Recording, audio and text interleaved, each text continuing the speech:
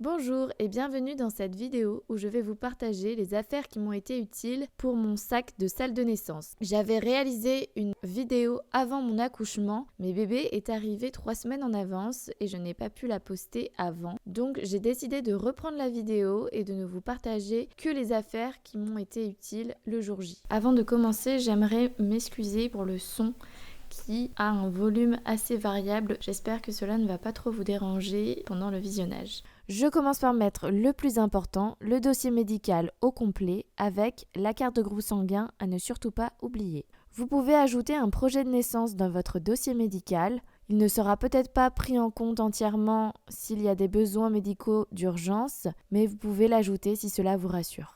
Lors de mon accouchement, j'ai oscillé entre des moments où j'avais très chaud, des moments où j'étais plutôt bien et des moments où j'avais très froid.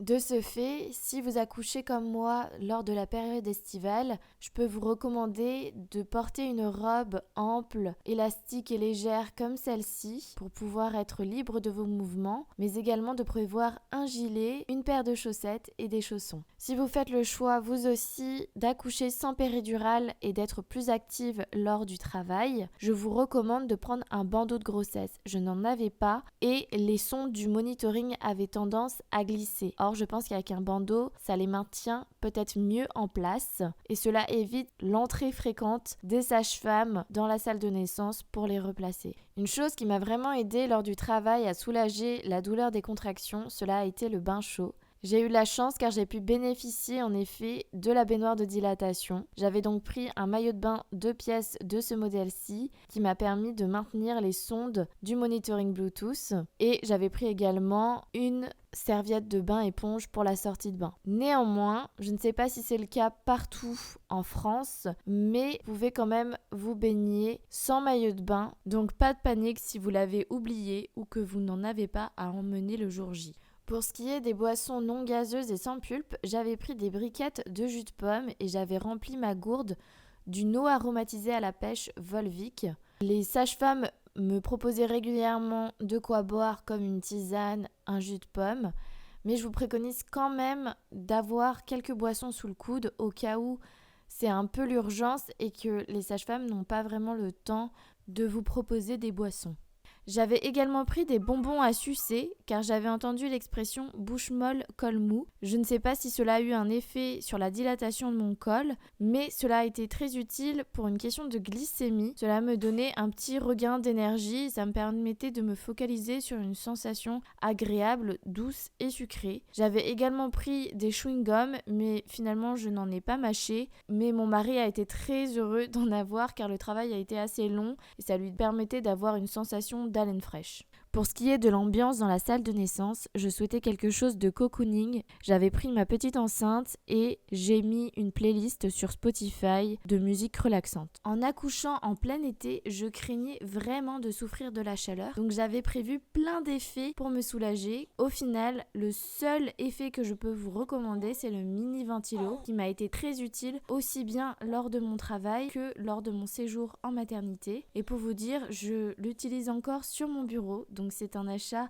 efficace, utile, qui vous servira par la suite. J'avais également pris ma bouillotte, mais je n'en ai pas eu l'utilité car j'ai utilisé celle qui était sur place. Et j'avais pris des peignes d'accouchement afin de soulager la douleur des contractions en me focalisant sur la douleur des peignes quand on les serre dans les mains. Mais je n'en ai pas eu non plus l'utilité. Je n'ai même pas pensé à les sortir lors du travail. Par contre, un paquet de mouchoirs et de quoi s'attacher les cheveux m'ont été très utiles. Je n'en ai pas eu besoin, mais j'avais pris un petit pochon pour mettre tous mes bijoux si je devais aller au bloc pour une césarienne d'urgence. Comme je porte des lentilles de contact et que je ne savais pas combien de temps le travail allait durer et qu'il faut retirer ces lentilles si nous devions aller au bloc en urgence, j'avais pris mon boîtier, mon produit et mes lunettes. J'avais pris une petite bouteille d'huile d'amande douce afin que mon mari puisse me masser le sacrum pour soulager les douleurs des contractions, mais finalement, pris dans le feu de l'action, il m'a massé sans huile. Lors de ma préparation à l'accouchement, on m'avait parlé de scénarios d'auto-hypnose ainsi que d'huile essentielle afin de créer une ambiance permettant de s'extraire de la douleur. Pour ma part, je n'ai pas ressenti l'envie de me servir de ces outils-là, mais cela peut être utile pour certaines femmes, donc pourquoi pas. J'avais également pris de l'homéopathie qui m'avait été prescrit par une des sages-femmes de ma maternité. Je ne pourrais pas vous garantir de l'efficacité de l'homéopathie, mais il me semble que cela m'a quand même aidé à soulager ma douleur et à donner un petit coup de boost au travail vers la fin. Pour le trousseau de naissance, j'avais prévu des affaires chaudes et des affaires plus légères, car je m'étais dit qu'en fonction de la météo, j'allais devoir préparer de quoi l'habiller en conséquence.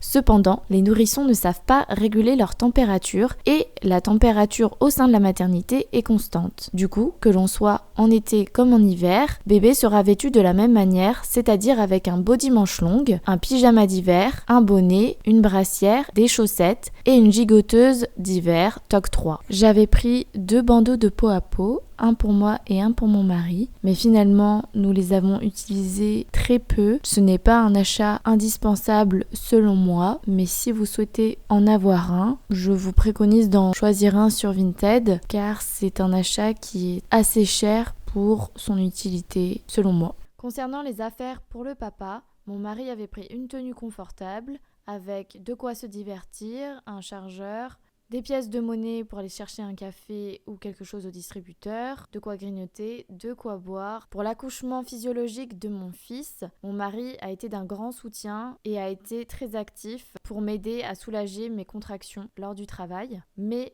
lors de mon premier accouchement, nous sommes arrivés à la maternité à 3h du matin, donc nous étions assez fatigués. Pour ma part, une fois que la péridurale a été posée, j'étais dans mon lit et je me suis endormie. Mais mon mari qui était à mes côtés n'avait pas de lit, n'avait pas de fauteuil très confortable et ça a été assez compliqué pour lui de rester en forme pendant toute la durée de mon travail, car il ne pouvait pas se reposer de manière efficace, on va dire. Donc ça peut être intéressant d'emporter pour le papa un oreiller, un plaid pour améliorer un petit peu son confort. Une des raisons pour laquelle j'ai choisi cette maternité il y a déjà 2 ans, c'est parce que les papas ont la possibilité de rester dormir sur une couchette. Je ne me voyais pas rester sans mon mari à la maternité, car il m'a vraiment été d'une grande aide et d'un grand soutien lors de mon premier séjour. Aussi, dans ses affaires, il rajoutera une serviette de bain, son pyjama et son nécessaire de toilette. C'est tout pour cette vidéo. Si vous avez des réactions, des questions, des suggestions ou autres, n'hésitez pas à me les laisser en commentaire. Et si cette vidéo vous a plu, vous pouvez me laisser un pouce en l'air et vous abonner à ma chaîne pour ne rater aucune de mes vidéos. Je vous remercie et je vous dis à bientôt.